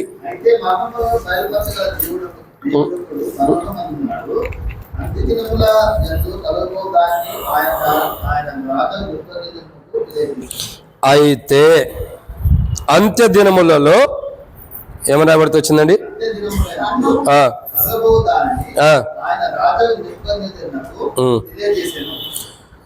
దానియేలు గ్రంథం 2వ అధ్యాయం 28వ వచనంలో రాయబడినటువంటి సన్నివేశం ఏంటంటే, ప్రియులారా, నెబుకద్నెజరు, షద్రక్, మెషగు చదవండి ఎన్నో మాట అది. వారి యొక్క జీవితాలు చూడగా 2వ అధ్యాయం 28వ వచనంలో ఏమని రాయబడుతూ వచ్చిందండి? అయితే మర్మములను బయలుపరచగల దేవుడు ఒకడు పరలోకమందు ఉన్నాడు, అంత్య దినములు ఎందుకు కలగబోదని ఆయన రాజుకు నెబుకద్నెజరులకు తెలియజేశాను. తాము పడక మీద పరుండగా తమరి మనసులో కలిగిన స్వప్న దర్శనములు ఏమనగా. కాబట్టి ఎన్నో మాట అండి ఇది? 4. కాబట్టి 4వ మాట ఏంటంటే, పరలోకం నుండి నేను చూడగా అదిగో పరలోకం. ఆ పరలోకం నుండి కలిగిన 4వ మాట ఏంటంటే, పార్ట్ 2లో చూస్తున్నాం. 4వది ఏం కలిగిందండి? మర్మములు బయలుపరచబడుతున్నాయి. ఏం జరుగుతుంది? మర్మములు బయలుపరచబడుతున్నాయి. కానీ పరలోకం నుండి కలిగిన 4వ ధన్యత ఏంటంటే, మర్మాలు బయలుపరచబడుతున్నాయి. అంటే ఈరోజు మనం ఒక మర్మాలు తెలుసుకోగలుగుతున్నాం. ఈరోజు దేవుని వాక్యంలో మర్మాలు ప్రకటన గ్రంథంలో ఎన్నోసార్లు చదివి ఉంటాం. లవోదిక గురించి ఎన్నోసార్లు చదివి ఉంటాం. లవోదిక ఎన్ని దినములు మనం ధ్యానిస్తూ వచ్చాం? దాదాపు సంవత్సరం లవోదిక గురించి ధ్యానించాం. కారణం ఏంటి? మర్మాలు బయటికి రావడం కొరకు. ఎందుకండి? మర్మాలు బయటికి రావడం. కాబట్టి నేను చూడగా అదిగో పరలోకం నుండి కలుగుతున్న 4వ ధన్యత ఏంటంటే, దేవుని యొక్క పరలోకమును గురించిన మర్మాలు మనకు బయలుపరచబడుతున్నాయి. ఆ పరలోకం గురించిన మర్మాలు, అనేకమైనటువంటి మర్మంతో కూడిన విషయాలు దేవుడు మనకు బయలుపరుస్తూ వస్తున్నాడు. దేవుడు మర్మంతో అంటే దాచబడినవి, దాచి ఉంచినటువంటివి, రహస్యమైన విషయాలు, మరుగైన విషయాలు అనేకమైనవి కూడా దేవుడు మనకు బయలుపరుచుకుంటూ వస్తున్నాడు. కానీ ఆ పరలోకం నుండి కలిగిన నేను చూడగలిగా పరలోకం బైబిల్ రాబడుతూ వచ్చింది. పరలోకం నుండి మనకు కలిగిన 4వ ధన్యత ఏంటంటే, మర్మములు బయలుపరచబడుతున్నాయి. అద్భుతమైన మర్మాలు, ఎన్నెన్నో ఆశ్చర్యమైన కార్యాలు. నవ్వుకోవడం తర్వాత ఎన్నెన్నో కార్యాలు, ఎన్నెన్నో అద్భుతాలు. మేము కూడా మీతో పాటు నవ్వుతాం, ఓహోహో తర్వాత నవ్వుతాం. కాబట్టి పరలోకం నుండి కలిగిన 4వ ధన్యత ఏంటంటే మర్మములు. ఏం జరుగుతుందండి? మర్మాలు. ఒక వాక్యం తీసుకుని దానిలో నుండా తీగనితో లాగితే డొంకంతా కదిలినట్టు ఆ తీగ పట్టుకుని ఆ మర్మాలన్నీ కూడా లాక్కుంటూ ఈరోజు మనం తెలియపరచబడుతుంది. పరలోకం నుండి కలిగిన 4వ ధన్యత ఏంటంటే మర్మాలు. ఆ జరగబోయే విషయాలు రహస్యమని దాచి ఉంచి అంధకారంగా దాచి ఉంచినటువంటి మర్మాలు వెలుగులోకి తీసుకురాబడుతూ వచ్చినాయి. ఈరోజు మనం మర్మాలు తెలుసుకుంటున్నామా, తెలుసుకోలేని స్థితిలో ఉన్నామా? చెప్పండి, తెలుసుకుంటున్నామా, తెలుసుకోలేకపోతున్నామా? పెద్దగా చెప్పండి, నాకు చెవుడు ఉంది. దేవుడు మనకు తన మర్మాలను బయలుపరుస్తున్నందుకు దేవుణ్ణి ఏం చేయాలి? మనం కుర్చీలు అటేనా ఆరాధన చేయాలి. ఆశీర్వాదం చూడనా? కాబట్టి దేవుని యొక్క వాక్యం చూడగా అదిగో నేను చూడగా పరలోకము, ఆ పరలోకం నుండి 4వ ధన్యత ఏం కలిగిందంటే మర్మాలు బయలుపరచబడుతున్నాయి. ఏం బయలుపరచబడుతున్నాయండి? మర్మాలు. మనం ఇన్నాళ్ళు ఎరగనివి, ఇన్ని రోజులు తెలుసుకోనివి, ఇన్ని రోజులు గ్రహించనివి, ఇన్ని రోజులు మన గమనానికి రానివి, ఇన్ని రోజులు మనకి గ్రహింపు లేనివి, ఆ గ్రహింపు లేనటువంటి మర్మాలు మనకు ఏం చేయబడుతున్నాయి? ఇరండి మీ ఇద్దరు ఇట్రండి, రండి మీ ఇద్దరు ఇట్రండి, ఇక్కడ కూర్చోండి. ఆరాధన అయ్యి కానుకలు వేసి చివరి ప్రార్థన చేసేదాకా కూడా మీరు బయటకు వెళ్ళొద్దు. మీరు ఇట్రండి, నువ్వు కూడా రా శాంసన్, రండి ముందర కూర్చోండి. ఆరాధన అయ్యి కానుకలు వేసేదాకా కూడా మీరు వెళ్ళొద్దు, చివరి ప్రార్థన వరకు కూడా. మీరు ఈరోజు గట్టిగా పట్టుకోవడానికి సిద్ధంగా ఉండ. ఎందుకంటే ప్రతిసారి వెళ్ళిపోతున్నారు, టేబుల్ వర్తమానానికి ఎప్పుడుకో వస్తున్నారు, తూనేగా ఒకసారి కనబడి అన్నట్టుగా ఉంటున్నారు. ఎట్లా వస్తున్నారు, ఎట్లా కనబడి వెళ్ళిపోతున్నారు. ఏడు ఉంటున్నారంటే చెరువుకి వెళ్తున్నారు. ఈరోజు మీ ఎవరం పట్టుకోవాలి గట్టిగా. కాబట్టి దేవుని యొక్క వాక్యాన్ని చూడగా నేను చూడగా అదిగో పరలోకం. ఏమని త్వరలో పెళ్లి చేసుకోబోతున్నావు, మరి ఎక్కువసేపు దేవుని మందిరంలో గడుపు. కాబట్టి దేవుని యొక్క వాక్యాన్ని చూడగా అదిగో పరలోకం, నేను చూడగా అదిగో పరలోకం.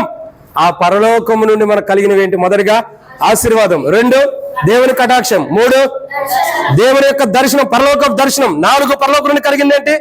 మర్మములు బయలుపరచబడుతున్నాయి, రహస్యమైనవి, దాచబడినవి. దేవుని వాక్యంలో ఉన్న మర్మాలు మనం చదివిన మన గ్రహింపు లేని మర్మాలు ఈ రోజు మనం బయలుపరచబడుతున్నాయి. అన్ని మర్మాలు మనం తెలుసుకుంటున్నందుకు ఏం చేయాలా? ఆరాధించాలి. నేను రాకముందు ఏం జరిగిందో నాకు అనవసరం, నేను వచ్చిన తర్వాత అయితే ఖచ్చితంగా మర్మాలు మీకు బయలుపరచబడుతున్నాయి. నేనైతే ధైర్యంగా దృఢంగా మీకు చెప్పగలుగుతా. ఎందుకంటే ప్రతి వాక్యాన్ని, దానిలో ఉన్న మర్మాన్ని బయట తీస్తున్నాం. ప్రతిరోజు బయట తీయబడుతూ వస్తున్నాయి. కానీ మనం అన్ని మర్మాలు మనం తెలుసుకుంటున్నందుకు ఆ మర్మం చదువుతున్నాం, మనకు తెలియదు. దేవుడు నిన్ను ఆశీర్వదించను కాక, దేంట్లో ఆశీర్వదిస్తాడో, ఎందుకు ఆశీర్వదిస్తాడో తెలియదు. కానీ మనం పట్టుకునే వాగ్దానం ఏంటి? 31st నైట్ 1st తారీఖు ఉదయం మనం తీసుకునే ఒక వాగ్దానం, దేవుడు నిన్ను ఆశీర్వదించను కాక. అన్నా, దేవుడు నన్ను ఆశీర్వదిస్తాడంటన్నా. ఏ విషయాల్లో ఆశీర్వదిస్తాడు? ఎందుకు ఆశీర్వదిస్తాడు? ఆశీర్వదించడానికి కారణం ఏంటి? ఆశీర్వదించకపోవడానికి కూడా కారణాలు ఏంటి? అవి మనం తెలుసుకోలేం. మనం తెలుసుకునేది ఒక మాటే, దేవుడు నీకు గర్భఫలం ఇచ్చను కాక. ఇక లేచి గంతేస్తాం, ఎగురుతాం, దేవుడు నాకు గర్భఫలం ఇస్తున్నాడు.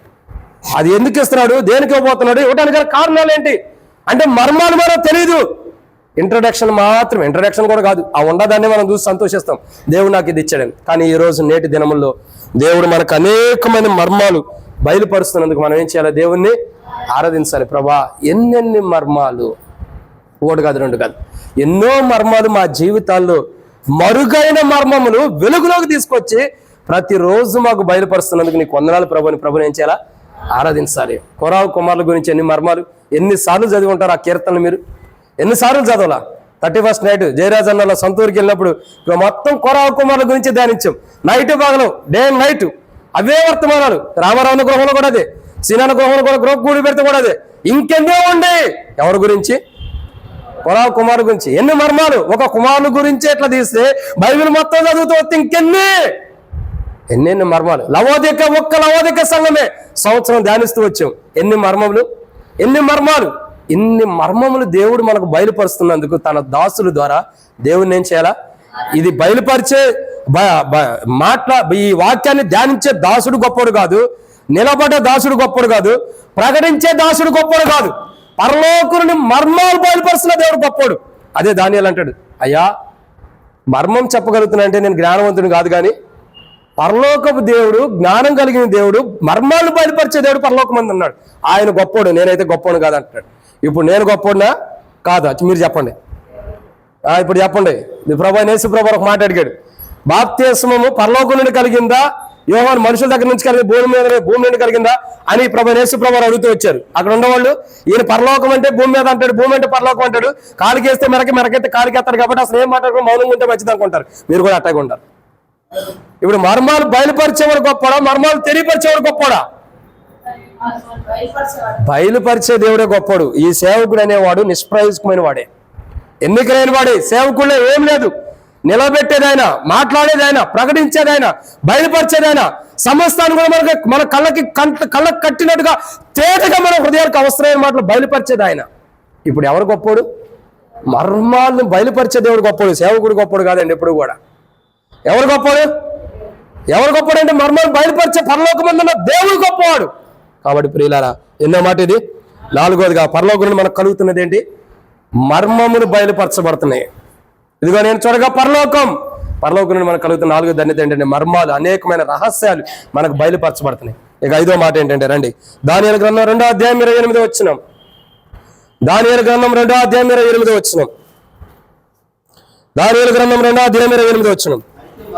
ఫాస్ట్ గా చదివేవాళ్ళు బాగా స్పీడ్గా ఉంటారు, రాసుకోవడం తర్వాత రాసుకోవచ్చు.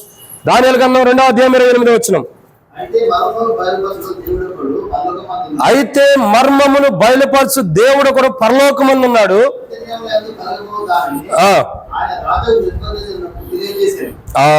చాలన్నా. కాబట్టి ఇక్కడ రాయబడిన మాట ఏంటంటే పరలోకమందు నుండి పరలోకం నుండి మనకు కలిగినది ఏంటంటే ఎన్నో మాట ఇది? 5. మొదటిది ఏంటి? నాకు మతిమరుపు ఉంది, త్వరగా చెప్పాలి ఫాస్ట్ గా. మొదటిది పరలోకం నుండి, ఇదిగో నేను చూడగా అదిగో పరలోకం. ఏం కలిగింది అక్కడ నుండి?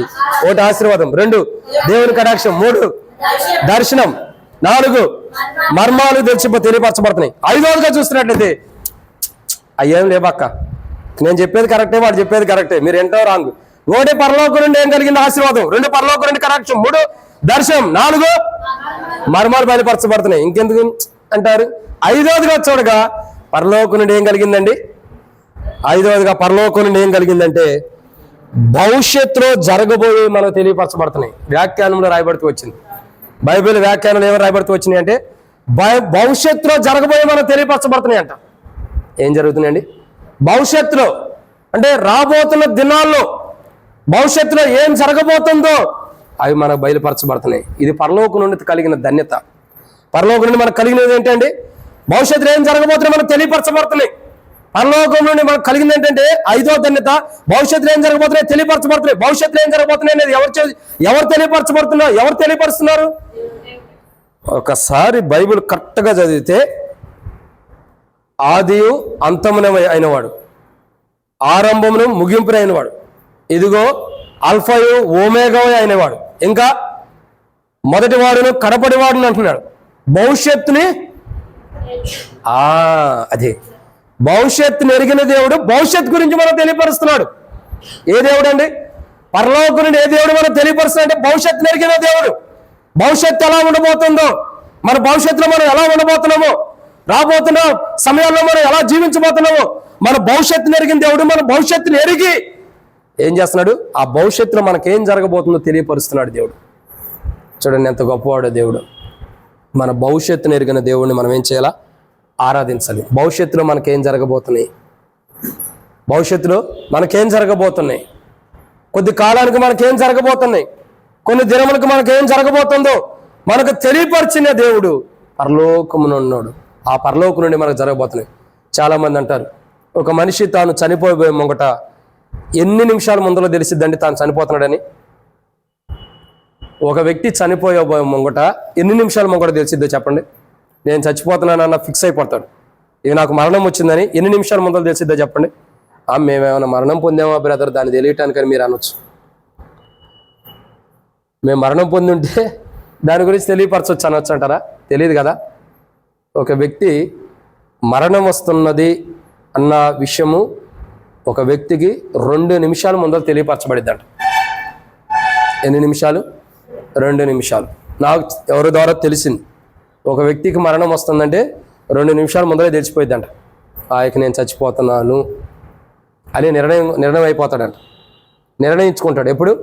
నాకు తెలిసి 2 నిమిషాలు, ఇంకా ఎక్కువ ఉందేమో నాకు తెలియదు, తక్కువ ఉందో నాకు తెలియదు. 2 నిమిషాల ముంగట ఏ వ్యక్తి అయినా తాను మరణించే విషయాన్ని తాను తెలుసుకోగలుగుతాడు. తాను మరణించే విషయాన్ని తాను తెలుసుకోగలుగుతాడు. తెలుసుకుంటాడా లేదా మీరు చెప్పండి. తెలుసుకుంటాడా? చెప్పండి, కరెక్ట్గా చెప్పండి. తెలుసుకుంటాడా? సైన్స్లో ఉందా? లేదు. నేను చెప్తా చూడండి. సరే, అది వాస్తవం ఎక్కడ రాసి ఉందంటే లోకంలో జరిగేది అదే తెలిసింది. సరే, ఒక విషయం చెప్పమంటారా? కోతి ఉంది.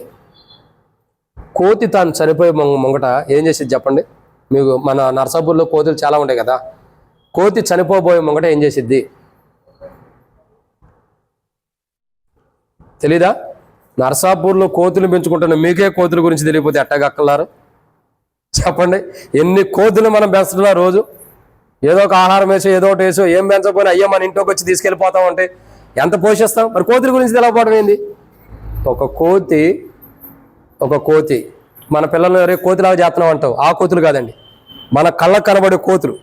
ఒక కోతి తాను చనిపోయే ముంగట తనకు తెలియపరచబడిద్దంట నువ్వు చచ్చిపోతున్నావు అని. అప్పుడు ఆ కోతి ఏం చేసిద్దంటే, అప్పటిదాకా వనములో ఉన్న కోతి, అప్పుడు దాకా అందరితో అంటే కలిసిమెలితే ఆ కోతులతో ఉన్న కోతి సపరేట్గా దూరంగా వెళ్ళిపోయిద్దంట. దూరంగా వెళ్ళిపోయి తను ఒక గుంట దొవ్వుకుని ఆ గుంటలో పడుకుని ఆ మట్టిని తన మీద లాక్కునిద్దంట. ఇది వాస్తవం, నాకెవరో చెబుతూ వచ్చారు. అంటే తాను చనిపోబోయే ముంగట తను తెలిసినప్పుడు దూరంగా వెళ్ళిపోయిద్దంట. మెయిన్ ఎందుకు తెలుసా? నేను అందరిలో చనిపోతే మళ్ళీ అందరూ నన్ను చూసి ఏడుస్తారేమో. కోతులన్నీ అట్లాగా ఉంటాయి, ఒకటి చచ్చిపోయిందంటే దాని దగ్గరే అన్నీ కూడుకుని ఉంటాయి. అలా జరగకూడదని కోతులు ఏం చేస్తాయి, దూరంగా వెళ్ళిపోయి చనిపోతాయి అంట. కోతులకి అంత జ్ఞానంగా దేవుడు తెలియపరుస్తుంటే మనుషులు తెలియపరచడా? ఆకాశ పక్షుల కంటే మనం శ్రేష్టకరమైన వాడు, జంతువుల కంటే శ్రేష్టకరమైన వాడు కదా మనం. కాబట్టి ప్రియులారా, భవిష్యత్తు నెరిగిన వాడు మన దేవుడు ఎలాంటి వాడంటే, నేను చూడగదిగో పరలోకం నుండి మనకు కలిగిన 5వ ధన్యత ఏంటి? భవిష్యత్తులో ఏం జరగబోతుందో దేవుడు మనకు తెలియపరచబోతున్నాడు. భవిష్యత్తులో ఏం జరగబోతుందో మనకు బయలుపరుస్తూ వస్తున్నాడు. దాన్ని బట్టి మనం దేవుని ఏం చేయాలా? మన భవిష్యత్తులో మనకేం జరగబోతుందో ఈరోజు తెలియపరుస్తున్నాడు. భవిష్యత్తులో మనకు నరకం ఉంది, నిత్య నరకంలో కాలిపోతాం. ఈ జీవితం మార్చుకుంటే పరలోకం ఉంది. యేసు ప్రభుని నమ్మి యేసు ప్రభుని నోటితో ఒప్పుకుని దేవుడు మృతుల్లో నుండి ఆయన లేపినని హృదయం మంది విశ్వసించినట్లు నువ్వు దేవుని రాజ్యం చేరతామని బైబిల్ ఏదైతే మనం సెలవిచ్చబడుతుందో ఆ యొక్క భవిష్యత్తు గురించి మనం చెబుతున్నాడు. పాపలు ఉంటే భవిష్యత్తులో మరణానికి వెళ్తావు, పాపలు ఉంటే భవిష్యత్తులో నరకంలో ఉంటావు, పాపలు ఉంటే భవిష్యత్తులో నిత్య నరకాగ్నిలో కాలిపోతామని తెలియపరిచి ఆ భవిష్యత్తులో నువ్వు నరకంలోకి వెళ్ళకోకుండా ఉండటం కొరకు జీవితం మార్చుకోవడానికి తెలియపరుస్తున్న మాటలు ఉన్నాయి. అందుకే భవిష్యత్తును ఎరిగిన వాడు. ఇదన్నమాట 5. ఇక 6వ విషయాన్ని చూద్దాం రండి. మరి దానియేలు గ్రంథం 2వ అధ్యాయం 8వ వచనం, క్షమించండి 38. దానియేలు గ్రంథం 2వ అధ్యాయం 38వ వచనం. రాసుడు తర్వాత చదువుడు ముంగట. చదవండి. దానియేలు గ్రంథం 2వ అధ్యాయం 38వ వచనం. నాకు ఇంటికాడ స్వరం కావాలి. ఆయన మనుషులు నివసించు స్థలమందులో మనుషులనేమి భూజంతువులేమి ఆకాశ పక్షులేమి అన్నింటినీ ఆయన తమ చేతికి అప్పగించుకున్నాడు. అందరి మీద తమకి ప్రభుత్వం అనుగ్రహించుకున్నాడు. ప్రభుత్వము 6వదిగా పరలోకం నుండి మనకు కలిగింది ఏంటంటే 6వ మాట ఏం జరిగింది? ప్రభుత్వం అంటే పరిపాలన చేయబోతుంది. పరిపాలన కలుగుతుంది. ఏం కలుగుతుందండి? పరిపాలన. ఓ రోజు మనం ఏం చేయబోతున్నాం? ఈ లోకం విడిచిన మనం ఏం చేయబోతున్నాం చెప్పండి. ఒకరోజు యేసు ప్రభు వస్తారు. యేసుక్రీస్తు ప్రభు వారు వచ్చినప్పుడు మనం ఏం చేయబడుతున్నాం? భూమి మీద నుండి ఎత్తబడి మధ్యాకాశానికి వెళ్తున్నాం. మధ్యాకాశానికి వెళ్ళిన తర్వాత ఏం జరుగుతుంది? మనకి ప్రభు దగ్గర మన జీవితం, క్రైస్తవ జీవితం బాగా చక్కగా కాపాడుకుంటే బహుమానాలు ఉండే, అడపాదడపా క్రైస్తవ జీవితం ఉంటే నిత్య నరకం ఉంది. ఆ క్రైస్తవ జీవితం మంచిగా కాపాడుకున్న వారు దేవుని రాజ్యానికి వెళ్తున్నారు. అక్కడ ఏముంది? దేవుని యొక్క ఆశీర్వాదాలు ఉండే. కాబట్టి దేవుని యొక్క వాక్యం ఏం చెబుతుందండి? పరలోకం నుండి మనకు కలిగింది ఏంటి? ఆ పరలోకానికి వెళ్తున్నటువంటి వారు మొదటి పునరుద్ధానంలో పాలు పంపులు కలిగిన వారు ఏం చేస్తున్నారు? క్రీస్తుతో పాటు 1000 సంవత్సరములు ఏం చేస్తున్నారు? రాజ్యం ఏలుతున్నారు, అంటే పరిపాలన చేస్తున్నారు. కాబట్టి ఒకరోజు ప్రియులారా మన జీవితాలు ఏముందంటే గొప్ప పరిపాలన చేయబోతున్నాం. క్రీస్తుతో కూడా మంచి ప్రభుత్వం అంటే మంచి పరిపాలన చేయబోతున్నాం. ప్రభుత్వం అంటే అర్థం ఏంటి? పరిపాలన అంటే ప్రజలను పాలించడం. ఒకరోజు పరలోకం నేను చూడగదిగో పరలోకమని భక్తులు సెలవిస్తున్నాడు. పరలోకం నుండి మనకు కలిగిన 6వ ధన్యత ఏంటంటే మంచి పరిపాలన మనం చేయబోతున్నాం. మంచి ఏం చేయబోతున్నాం? అధికారం అనొచ్చు, పరిపాలన అనొచ్చు. ఒక మంచి పరిపాలన మనం చేయబోతున్నాం. మంచి ప్రభుత్వాన్ని మనం కొనసాగించబోతున్నాం. ఈ లోకంలో ఉన్న ప్రభుత్వాల మీద అపోజిషన్లు ఉండేవారు ఎన్నో దుమ్మెత్తిపోస్తారు, ఎన్నెన్నో మాటలు అనుకుంటూ వస్తారు. కానీ యేసు ప్రభు వారితో పాటు మనం చేసే పరిపాలన ఇంకా అవి అక్కడ దుమ్మెత్తడానికి ఎవరు ఉండరు. అందరూ ఎక్కడ ఉంటారు? దుమ్మెత్తేవాళ్ళు మొదటే నరకానికి వెళ్ళిపోతారు. క్రీస్తుతో పాటు 1000 ఏండ్లు మనం పరిపాలన చేయబోతున్నాం. అంటే గొప్ప ప్రభుత్వాన్ని పరిపాలన మనం చేయబోతున్నాం. నేను చూడగా అదిగో పరలోకం నుండి మనకు కలిగిన 6వ ధన్యత ఏంటంటే గొప్ప పరిపాలన మనం చేయబోతున్నాం. గొప్ప పరిపాలన క్రీస్తు కింద మనం జరిగించబోతున్నాం. దాన్ని బట్టి ఏం చేయాలా? ప్రభుని ఆరాధించాలి. ఇది ఎన్నమాట? 6. 7వ విషయాన్ని చూద్దారండి. ఆరాధనలో ప్రవేశిద్దాం. సమయం ఎక్కువ ఉంటుంది, ఎండాకాలం కాబట్టి ఆరాధనకు తక్కువ సమయం ఇస్తాం, త్వరగా ముగిస్తాం. రండి దానియేలు గ్రంథం 2వ అధ్యాయం 28వ వచనం. దానియేలు గ్రంథం 2వ అధ్యాయం 28వ వచనం. అయితే మర్మములు బయలుపరచిన దేవుడొకడు పరలోకమందున్నాడు. అత్యున్నతుల యందు కలగబోగా అని ఆయన రాజు ఎక్కువ తెలియజేశాడు. చాలన్నా. కాబట్టి 7వ మాట ఏంటంటే, నేను చూడగా అదుగో పరలోకం. పరలోకం నుండి మొదటిగా కలిగింది ఏంటి? ఆశీర్వాదం. 2 పరలోకం నుండి ఏం కలిగింది? దేవుని కటాక్షం. 3 పరలోకం నుండి దేవుని దర్శనం. 4 పరలోకం నుండి మర్మములు బయలుపరచబడుతుంది. 5 పరలోకం నుండి భవిష్యత్తు మన భవిష్యత్తు నుండి మనకు తెలియపరచబడుతుంది. 6 పరలోకం నుండి మనకు కలిగింది ఏంటి? క్రీస్తుతో పాటు ప్రభుత్వం చేయబోతున్నా అన్న సత్యం మనకు తెలియపరచబడింది, ఆ కలిగి ఉన్న ప్రభుత్వాన్ని. ఇక 7వదిగా పరలోకం నుండి మనకు కలిగింది ఏంటంటే, చివరి దినముల్లో జరగబోయే దేవుడు మనకు బయలుపరుస్తున్నాడు. అంత్య దినములు అంటే చివరి దినాలు. ఏం దినాలండి? చివరి దినాల్లో ఏం జరగబోతుందో మనకు పరలోకం నుండి బయలుపరచబడింది. మీరు మత్తయి సువార్త 22వ అధ్యాయం కాడి నుంచి చదివితే, 21వ అధ్యాయం 22వ అధ్యాయం కాడి నుంచి కానీ లోకా సువార్తలో కూడా మనం చదివితే, యేసు ప్రభు శిష్యులు వచ్చి అడుగుతారు, అయ్యా ఈ యుగ సమాప్తికిను నీ రాకడికి సూచన లేవన్నప్పుడు యేసు ప్రభు ఒక మాట చెబుతాడు, అక్కడక్కడ భూకంపాలు కలుగుతాయి, అక్కడక్కడ యుద్ధాలు కలుగుతాయి, జనం మీద జనం, రాజ్యం మీదకి రాజ్యం లెగుస్తారని రాయబడుతూ వచ్చింది. ఇవన్నిటికీ సాదృశ్యం ఏంటి? నా రాకడ సమీపిస్తుందని అర్థం, యుగ సమాప్తి జరగబోతుందని అర్థం. అంటే అంత్య దినముల్లో ఏం జరగబోతుందో పరలోకం నుండి మనకు బయలుపరచబడింది. చివరి దినాల్లో, ముగింపు దినాల్లో ఈ లోకము కానీ మనం కానీ ఈ లోక యాత్ర మనం కానీ ఈ లోక యాత్ర ఎప్పుడు ముగించబడుతుందో ఆ ముగింపు ఎలా ఉండబోతుంది అన్నది ప్రభు యేసుక్రీస్తు ప్రభువారు పరలోకం నుండి ఈ లోకానికి వచ్చి మనకు బయలుపరుస్తూ వచ్చాడు. ఇప్పుడు పరలోకం నుండి మనకు కలిగిన 7వ ధన్యత ఏంటి చెప్పండి? పరలోకం నుండి మనకు కలిగిన 7వ ధన్యత ఏంటి? అంత్య దినములు అంటే చివరి దినాల్లో ఏం జరగబోతుందో దేవుడు మనకు బయలుపరిచాడు. అందుకనే బైబిల్ ఒక మాట రాయబడుతూ వచ్చింది, లోకము దాని ఆశలు గతించిపోవును, లేఖనములో రాయబడిన ఒక్క మాట అయినను పొల్లైనను తప్పిపోదు, సున్నా అయినను తప్పిపోదు. ఎందుకు? నెరవేర్చబడాలి. అంత్య దినాలు ఏం జరగబోతుందంటే, ఎన్నో మాట ఇది?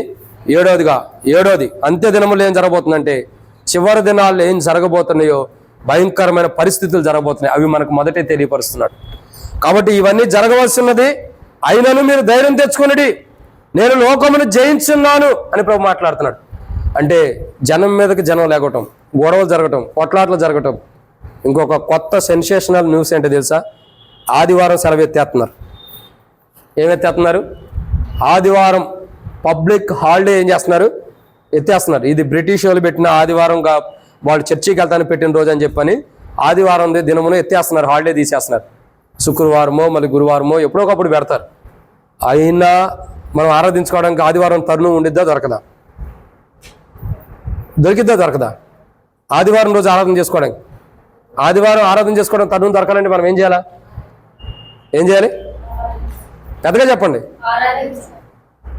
బాగా తెలియగల వాళ్ళక్క. ఆదివారం మనం ఆరాధన చేయాలంటే ఆదివారం మనం ఏం చేయాలి? చెప్పండి, పెద్దగా చెప్పండి. ఎవరు చెప్పారు? సెలవు పెట్టుకోవాలా? ఏం చేయాలి? ఆదివారం సెలవు పెట్టుకోవాల్సిందే. ప్రతి ఆదివారం సెలవు పెట్టుకుంటూ ఊరుకుంటారా? అందుకే లాక్డౌన్లో ఏం జరిగింది చెప్పండి? కోవిడ్ వచ్చింది, ఆరాధనలు ఎలా జరుగుతూ వచ్చినాయి? ఎవరిండల్లో వాళ్ళు చేసుకున్నారు. ఇంకా జూమ్ మీటింగ్, లేదంటే ఆన్లైన్, ఇవన్నీ జరుగుతూ వచ్చినాయి. పరిచర్య ఆగిందా? కోవిడ్ లాంటి మహమ్మారి వస్తేనే పరిచర్య ఆగినప్పుడు ఆదివారం లేకపోతే పరిచర్య ఆగిద్దా? నేను ఆలోచిస్తున్నా, ఆదివారం ఒకవేళ క్యాన్సిల్ చేస్తే ఎట్టబెట్టాలి ఆరాధన? గుర్తొచ్చింది, సాయంకాలం పెట్టుకుందాం ఆరాధన. అందరూ డ్యూటీకి వెళ్ళి వచ్చిన తర్వాత సాయంకాలం రావచ్చు కదా మందిరానికి, సాయంకాలం ఆరాధన పెట్టుకోవచ్చు. సాయంత్రం 6 కాడి నుంచి 9 వరకు ఆరాధన జరుపుకోవచ్చు. పొద్దునేంటి సాయంత్రం ఏంటి, ఏ రోజైతే దేవుని ఆరాధించడానికి మనకు కావాల్సింది. డోంట్ వరీ, ఎప్పుడే మనం ఆరాధన చేసుకోవచ్చు. ప్రియులారా, దేవుని యొక్క వాక్యం అంటే జరగబోతే ఇవన్నీ కాలంలో ఇవన్నీ మార్చేసే పరిస్థితులు వస్తాయి. కానీ మనం ఏం చేయాలా? భయపడవసరంలా, ఇవన్నీ జరగవలసి ఉండేదని ప్రభే చెప్పాడు మొదటే. ఏ అంత్య దినాలు అంటే చివరి దినాల్లో ఏం జరగబోతున్నాయి అన్నది ప్రభే చెప్పాడు. జనం మీదకి జనం వేస్తున్నారు, రాజ్యం మీదకి రాజ్యం వేస్తున్నారు, ఒకరికొకరు కొట్లాడుకుంటారు, ఒకళ్ళ ఇంట్లో ఒకళ్ళు సమాధానం ఉండదు, ఇంకా ఒకరికొకరికి నెమ్మది ఉండదు, ఇంకా అపాయకరమైన దినాలు, కొట్లాట్లు, గొడవలు, సమస్యలు ఇవన్నీ వస్తున్నాయంటే ప్రభు రాకడకు సూచన. అంటే అంత్య దినములు చివరి దినాలు ఎలా ఉండబోతున్నాయని ప్రభువు బయలుపరిచాడు. కాడు ప్రియులారా, అట్టి అనుభవాలు మనం బయలుపరిచినందుకై యోహాన్ అంటాడు, ప్రకటన గ్రంథం 4వ అధ్యాయం 1వ వచనం, the book of Revelation chapter 4:1. ప్రకటన గ్రంథం 4వ అధ్యాయం 1వ వచనం, ప్రకటన 4వ అధ్యాయం 1వ వచనం. ఎక్కడ రాయబడి ఉంది చెప్పండి యవనస్తులు? ఏం పాటలు పుస్తకం పట్టుకున్నావా? బైబిల్ లేదా? మరి తీసుకో బైబిల్. ప్రకటన గ్రంథం 4వ అధ్యాయం 1వ వచనం శాంసంగ్ చదువుతాడు, చదవాలి. ఈ బైబిల్ ఏమన్నా నా బైబిల్ లేదా? తీసుకురాలేదా? ఉందా శాంసంగ్ నీకు బైబిల్ లేదా? ఏది? బైబిల్ తీసుకో, వెళ్ళేటప్పుడు 300 రూపాయలు ఇచ్చేది. కాబట్టి ఖచ్చితంగా అదే పనిష్మెంట్ అంతే. దేవుని యొక్క వాక్యాన్ని చూడగా ప్రకటన 4వ అధ్యాయం 1వ వచనం ఏమని రాయబడుతూ వచ్చింది? పెద్దగా ఇంటికాడ స్వరం. ఈ సంగతులు జరిగిన తర్వాత ఏ స్వరం కావాలో తెలుసా నాకు? భార్యని ఎంత గట్టిగా తిడతాము, భర్తని ఎంత గట్టిగా తిడతాం, పిల్లల్ని ఎంత గట్టిగా తిడతాము, ఎంత గట్టిగా మనం ఇంటికాడ తిడతాము, అట్టి స్వరంతో చదవాలి. ఇవాళ మందిరంలో ఉన్న స్వరం నాకు వద్దు. ఈరోజు ఏ స్వరం? ఇంటికాడ ఎట్ట ఉంటామో అంటే తిడతామంటే అంత పెద్ద స్వరం ఉండదు, ఆ స్వరంతో చదవండి. ఈ సంగతులు నేను చూడగా, ఈ సంగతులు జరిగిన తర్వాత నేను చూడగా అదిగో పరలోకమందు, నేను చూడగా అదిగో పరలోకము. పరలోకం నుండి మొదటిగా కలిగిన ధన్యత ఏంటి? పరలోకం నుండి మాకేం కలిగింది? 1 ఆశీర్వాదం, 2 కటాక్షం, దేవుని కటాక్షం, 3 దర్శనం, 4 మర్మములు బయలుపరచబడుతున్నాయి, 5 భవిష్యత్తు గురించి ఏం జరగబోతుంది తెలియపరచబడింది, 6 ప్రభుత్వ పరిపాలన చేయబోతున్న అనుభవం ఉంది, 7 అంత్య దినముల్లో, అపాయకరమైన దినాల్లో, కష్టతరమైన దినాల్లో, శ్రమల దినాల్లో ఏం జరగబోతున్నాయో మొదటే, అంటే యేసు ప్రభు రాకడ దినాలు ఎలా ఉంటాయి అన్నది మొదటే మనకు పరలోకం నుండి తెలియపరచబడుతూ వచ్చింది. ఈ దినాలను చూసి మనం ఏం చేయాలా?